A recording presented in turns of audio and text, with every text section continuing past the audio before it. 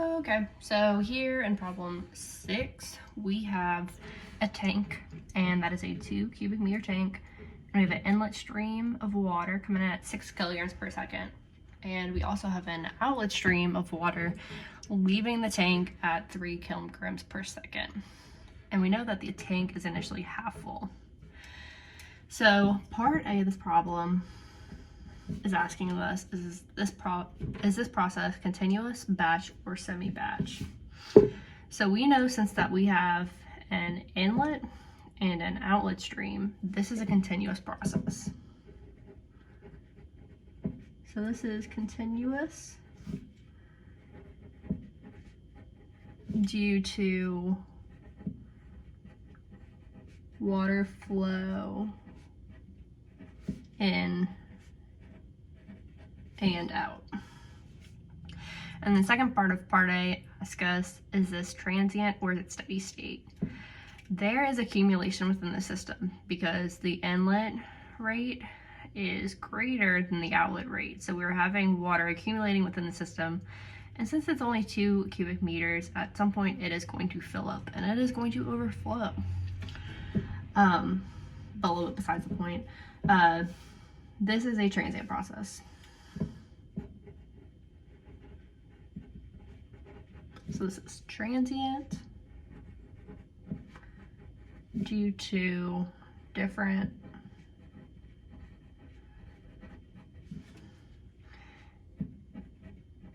inlet rate and the outlet rate. And part B. So part B asks us to write a mass balance for the process and identify the terms of the general mass balance that are present in the equation, and then state the reason for omitting any of these terms. So our general mass balance that we introduced is input plus generation minus consumption plus generation minus consumption minus output equals accumulation. So in this process, we have an input that's 6 kilograms per second. So we know that stays. Do we have generation? No, we don't have generation because there is literally only water in this tank, and water is not going to self-react, at least under these conditions it will not. So there's no generation. And then we have output, 3 kilograms per second. And like I said, there's no reaction taking place within this process, so there's no consumption. And we do have accumulation because we have a rate coming in that is higher than the rate of water leaving the process. So we can get rid of our generation and our consumption terms and simplify this to input minus output equals accumulation. And that accumulation is equal to the change in mass over time within the system. And we can plug some terms in here. So we get that 6 minus 3 is equal to dm over dt. So we know that the change in mass over time within the system is equal to 3 kilograms per second.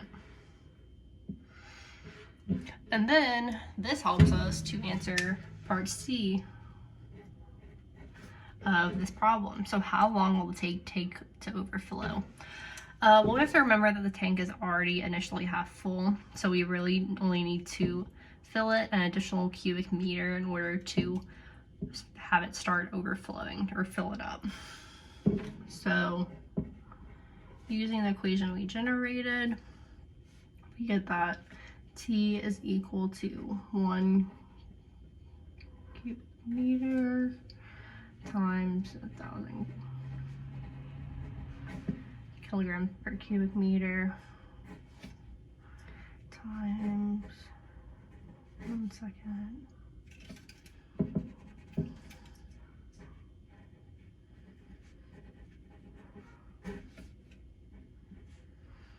And that is equal to